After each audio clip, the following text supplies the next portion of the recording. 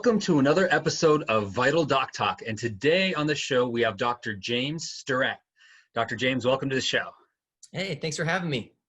Awesome, and I just took him through, an intro on the podcast, etc., guys. So I was looking over his LinkedIn. I saw that he was a naturopath, which is awesome. Dr. James, why don't you tell us a background of, kind of how you got into the industry and what motivated you? Motivate me? Yeah, sure. Well, I actually, I got into naturopathic medicine. I had a lot of health issues as a kid, a lot of digestive issues. And I just, went through the ringer with Children's Hospital, and a lot of doctors just couldn't figure out what was going on with me. And I mean, this actually went on for years. I think I was about 6 or 7 years old. And my parents, out of desperation, took me to this old naturopathic doctor. And it was literally as simple as me just having a little apple cider vinegar after each meal and avoiding a few different foods. And it just took care of all of my problems. So wow, my family has always had a lot of respect for naturopathic medicine after that, and a lot of faith in it. And just from a young age, I see the benefits of both conventional medicine and naturopathic medicine. And so, I always knew I wanted to go into the healthcare field. And so after college, I actually did a little soul searching. I went down to Peru and surfed for a year. Nice. And yeah, it was awesome. It was a blast. But while I was down there, I mean, I just encountered all this poverty, and it just reinforced hey, I want something to bring to the table. I want to be able to help people from a medical standpoint. But I don't want to just push pills. I want to actually get to the root cause of why people have the problems that they do. And while I was down there, I came across Bastyr University online. And I was like, all right, it's in Seattle. I don't even have to leave home because I'm born and raised in the Pacific Northwest. So I came back and started doing prereqs, and 10 years later. But yeah, I did after medical school, I did a residency in family medicine in Tacoma, Washington for 1.5 years. And then I ended up moving to Bellevue and was in a regenerative medicine practice there for over 1 year. And so working with lots of folks with joint pain, platelet-rich plasma, stem cells. And then I decided after a while of that, I wanted to go branch out and do my own thing and really combine all of the modalities that I've become proficient in. And that's what birthed Blue Water Medical. And so that's the practice that I have now, and we're up in Snoqualmie Ridge. So yeah, it's been around for about 7 months now.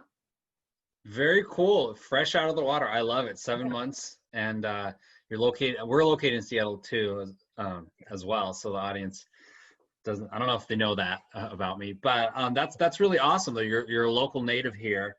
And 7 months in, and I've talked to doctors of all sorts on the show, 20 years plus experience, 7 years, 7 months.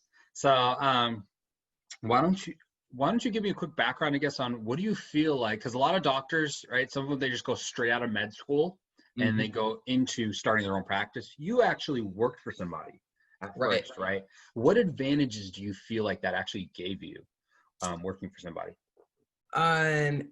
It gave me advantages. I mean, I think mainly it's systems, right? So, you might be able to, well, out of medical school, you might have the theoretical information, but you need to be able to do some sort of a residency program. You have to watch experienced doctors handle patients, just the whole patient care aspect, and then just see what systems they're doing for things, right?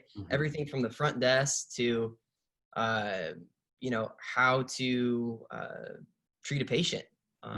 It's so elaborate, and to just graduate school and think that you can jump into something like that is I could see that being very challenging. Well, I've encountered doctors who just very early on did that. Did you, and what were kind of some of the things that stood out to you that you were like, oh, I never thought, maybe this accounting method, or I don't know, this front desk, training process is going to be useful, but now that I see, I should definitely implement that. What are kind of the things that you learned from this other practice? Honestly, it's almost as much what not to do than what to do. Interesting. So all the practices that I worked in accepted insurance. Mm-hmm. I kind of knew, I was like, all right, something just feels off about this. For me, it's a lot of work. You're not getting paid until months later.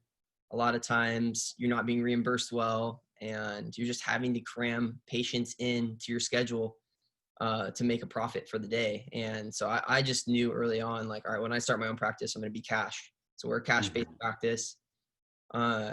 We keep a low overhead, and I don't have to see as many patients to actually turn a profit, which is nice. Um, let's see, other things that I've learned. Just Or how not learned. or not learned. I mean, Yeah. it's endless. Just as far as patient correspondence goes, uh, just I don't know. It's a ton. It's a ton. So Interesting.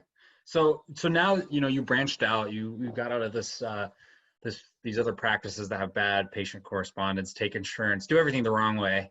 mhm. Um, what have you implemented that you feel like has really helped your practice early on? Maybe something you've seen your peers do as well? Sure. Um, so I'll say, like, for starters, like, so we're up here in Snoqualmie Ridge. We're like right front and center on Center Street. So we got a Mm-hmm. Starbucks next to us, and you think to Mm-hmm. yourself, you know, originally I was like, okay, if I open these doors and I create a nice space, people will come, right? People will come. Oh, that's funny. And I didn't even think about anything else, like marketing wise, necessarily website, anything like that. And uh, I'll just say firsthand, like, that is not true. That is not true, right? Even though we're right here, right front and center, and you feel like you're visible, you know, we weren't. We weren't. Um, and so things that have worked to increase our visibility, number one would just be getting plugged into the community. That's probably one of the top three things that have really worked for bringing in patients. And so the Chamber of Commerce up here, Snow Valley Chamber of Commerce, just getting plugged in, meeting the people in charge, like they've really gone to bat for me, introducing me to other businesses, introducing me to like-minded individuals in the community. That has really helped for referrals. And then I also joined another networking group called Keep It Local up here. And it's only like 20, 25 of us. And we're not even, I mean, there's a couple healthcare professionals in the group, but Mm-hmm. it's like, construction, painters, realtors, the whole 9 yards. So it kind of, it gives way. We meet like once a week and talk about good ways to refer to each other.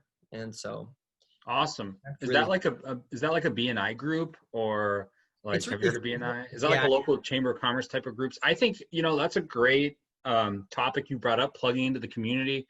That's Mhm. definitely something that is very useful and essential for when you're just starting out your practice. So that's probably going to be a great topic for this episode. So tell me more about this Keep It Local group. Did you start that, or were you invited into it? How'd you find it? Yeah, I was invited into it by a chiropractor, actually, who Hmm. practices just across the street from me. Mm-hmm. And it is really similar to a BNI group, but I think there's just less rules, which is nice Mm-hmm. because I That know is, yeah. groups can get pretty tedious. They can, yeah. Yeah, Uh, I think it's all about the crowd. I've been a part of two Business Networker International groups, and doctors out there listening, if you're not part of Networker International, I think it's a great practice. Personally, just my opinion, I think it's great to join for a couple years at least when you first start out. Personally, for me, I find a lot of the members there, they don't know their business numbers well enough. They haven't thought about things such as customer acquisition costs, etc. However, they have been around for many years, and it's great early on. I think later on, scaling wise, what happened is, like, one of our doctor clients, she left her BNI group because she was like, okay, now I don't have time to just kind of talk to other business owners. I have a network. But when mm, you're building your core network, your support group, right? I think it's great to join. So yeah, and they can be very tedious. I think it just depends on the crowd. So tell me more about yours. it's super laid back. It's super laid Mm, back. I mean, not a ton of rules. I mean, we have to, mhm, we meet once a week. Right now, mhm. we're just meeting virtually. Nice. Uh, And yeah, we just kind of go around. We chat about what we're facing, like especially with COVID right now, where everyone's just kind of talking about the challenges, how they're overcoming it, what good referrals would look like for them. But yeah, I mean, I think it's just absolutely essential. Like when I moved up here, I didn't know anybody because I've been down in Bellevue, and Snoqualmie is up the hill a bit, and so I didn't know anyone up here, and so we're starting from scratch. Wow. So I think, like you said, a network of people that you're connected to is essential, especially in a smaller community like Snoqualmie. It's really tight knit up here, and it's kind of, I'm realizing like it's kind of like you're in or you're out. That's funny. So That's interesting. Yeah. Yeah. So yeah, I think it's 1 degree of separation, right? Especially in the small world, especially when you're in a very small local, city or town. Okay. And so this Keep It Local group, what have they done for you? Like, I know you guys go around, talk about your challenges, kind of, have you implemented any solutions together, introductions? Do you have like a format? How casual is it? It's pretty casual. It's really casual. But I've been invited to speak a few times on other platforms that some of the other members have. Just small other workshops and things like that. So which has been really nice. It's generated a ton of referrals for me. And yeah, I mean, That's awesome. And sorry, go ahead. I was just going to say, as far as like getting the business off the ground, like I said, like I opened the doors and nobody came. Right. And so it's like, all right, crap. Where are we going to go from here? And that was really the first stepping stone is those groups. Those were those first referrals, those first patients came from that got this practice off the ground. That's awesome. And that's definitely very true. I've talked to a lot of different business owners versus like tech startups, and then obviously doctors. And if you build it, they will not come. It's not like the movie, guys. If you build it, it's just there, and you got to market it. So Dr.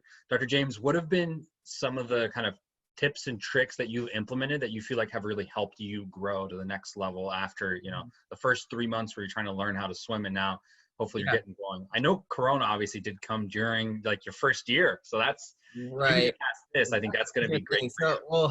So, yeah, Corona really put it through a wrench in things, but, had it not been for Corona, we were on a great trajectory, and it's already starting to pick back up. Great. So I'm worried about that. One of the things that I did was, so I built my own website from WordPress, and I didn't know anything about website building. I didn't know anything about any of that. And so out of the gates, I'm like, okay, I just need like an aesthetically pleasing website. So I think I used Thrive Architect, like page builder, basically, put something together that I liked. But for months and months and months, it was not even registering on Google. And because the back end of the website was complete crap, it was terrible. I didn't know anything about the back end of a website, internal, external linking, backlinks, anything like that, keywords. And so I just kept diving into it and researching and trying to figure out what was going on. And even more so, like through this coronavirus thing, it's given me even more time to do that, and more so optimize the back end of the website, front end of the website. And I haven't hired anybody. It was very challenging on my own to do it. But now I'm actually popping up in Google, and I'm seeing that people are actually finding me on Google now. We're getting leads from that. Awesome. Yeah. So I think like the one piece of advice that I would give is like either pay someone to do that for you. Because I spent, I don't like 300, 400 hours. Wow. Unbelievable amount of time for what I have. So, and I had that time, right? Because I was building a practice. I wasn't seeing patients every day. So, yeah, I would say either pay someone to do it for you, or just make sure you're doing it right the first time. Yeah, I think that's definitely key. We had Dr. Heather Overland on the, on a previous podcast episode, and she talked about how it took her, I think, like a week and a half to put her website up, but then she's constantly, you know, every week she does something to Right. improve it. So it's definitely an ongoing effort. And I think there's different mindsets, right? Like if you're just starting out, I think I would recommend doctors, you know, at least create, you know, a basic version of their site to know how to navigate. Mhm. All the doctors we've worked with in the past, the ones that have done the best, they actually keep a pulse on their business. Even if they don't know how to build their site, they have a strong pulse on it, and Mhm. they're in it, and they understand, you know, some of the basics. You know, the doctors that just say, hey, I'm just going to run my practice and the business guys or gals will figure it out. Those are the ones that are really putting them at huge risk, themselves at Mhm. huge risks. So what's been the number one thing that's helped you grow so far? Has it been your website and doing your own SEO? That's been huge. The networking, I think that those are both equal, probably. Mm. Initially, it was definitely the networking, and now I think it's more so the SEO. Um, yeah, those are probably the top two things right now. I love that because we helped one of our clients, Dr. Cass, we helped her grow. And initially, you know, it was the network, and then her website really started to pick up after that. So it sounds like you are on the right track. So what are kind of some of the main things you learned about doing your own SEO? You know, I'd love to learn. Oh, sure. I mean, well, you guys are the experts, right? I did write a book on it. I like to learn from the doctor's point of view, right? And I Sure. think you building your own site, a lot of the listeners, they'll keep better notes as well because it's firsthand experience.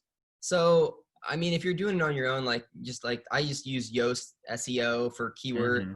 and just switched to the premium and watched a bunch of YouTube videos on how to actually optimize um, the whole Yoast setup, Hmm. which I thought was really helpful. Um, the internal and external linking was just not something that I knew mattered Hmm. originally. It And does, but yeah. so, yeah, because of that, we had a lot of bad backlinks to Mm. our website. And so I actually, we got that taken care of, got those things disavowed or whatever it's called. Yep. And, you know, as far as like Google Webmasters and Google Console, whatever, I didn't even know that stuff existed. So it was kind of fun to dive into that and be like, oh my gosh, like there's this whole other world that's like behind the internet that I had no idea existed. And it's been kind of a fun project really to just, it's push my creative side, I guess, and learn a new skill. So it's been fun. That's awesome. Yeah. And I think every doctor out there should mess around with Google Analytics, take a look at Google Search Console, right? Explore some of those things. Even log into your own Google Maps and make sure your information there is right. And you know, there are things that you think won't matter as much, and they will, and there's things that can get you in trouble. So you know, kudos to you for actually, you know, getting your hands dirty and working on that site. You know, respect. So when you were learning, what were kind of some of the websites you visited, and also why WordPress? You know, I'm playing devil's advocate here. We actually recommend WordPress, but you know, why not Squarespace or Wix or, So you I know, originally, GoDaddy? I Yeah. originally actually bought a Wix domain and got set up with them. And I had a friend, another naturopath, who was like, "Dude, don't do it. Don't do it.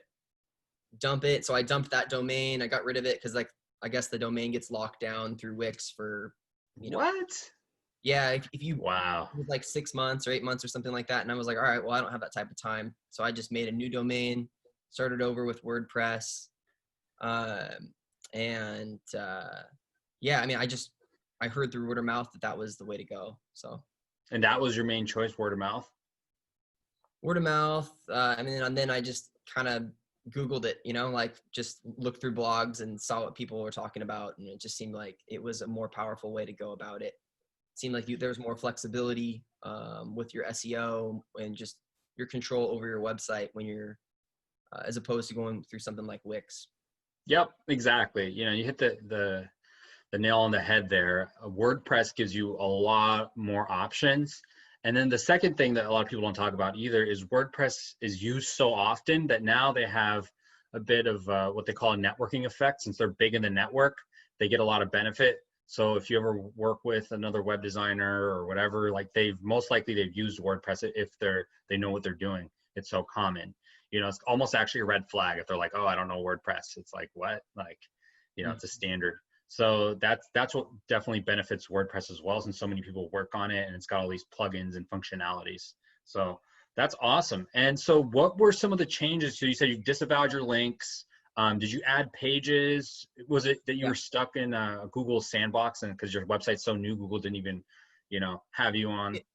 I thought it was that for a while. And then I think it was just because we had like no keywords. My, the content on my pages wasn't, since I didn't have any keywords like through Yoast. And then like my website was aesthetically pleasing, but it wasn't, like the H1, H2, H3 titles and everything like that. Oh, I'm so sorry. Hold on just a second. No worries. Oh, thank you so much. All right, you too. Sorry about that. Well, we can edit it out. We edit the podcast, so luckily. Sorry, man. Don't try to edit too much. So we can do that again. So it was the actual the on-page content that just wasn't registering with Google. I wasn't using the words that I wanted to rank for enough. And so I literally had to redo the entire website, and I added a blog so I could internally link to my, like my cornerstone content. And so I've been trying to work on that. So just try to do a blog once a week that links back to my pages that I want people to know about. Yeah. That's cool. And how have you been growing? Did you start getting, one new client a week and now you're at 2? What's your growth rate? What's your trajectory? Well, let's see. We were having like 3 or 4 new clients a week before COVID. So we were growing pretty fast. And now we're about 3 new clients. So yeah, things are picking back up. That's awesome, guys. And that's very solid, which just goes to show if you just focus on 2 things, and this is the main stuff I teach anyways, if you just focus on the referral network, and then, hopefully you got good strategies and tactics and you keep your metrics there, and then your SEO, that'll take you very far to you can get up to, 7-figure plus practice that way, actually. So Dr. James, what would be kind of one, I guess, bite-sized takeaway if another doctor was listening to the show? What would you want them to do to help their practice out? I think, like I said before, like, if you, you either should hire somebody to do it for you, right? Or do all the research ahead of time and do it right the first time, because otherwise you end up wasting so much of your own time. Like, if you just kind of go by the seat of your pants and set something up that you think looks good and might work, you're going to figure out you're going to have to redo it down the line. And it's just going to end up costing you so much more of your time if you want to do it yourself.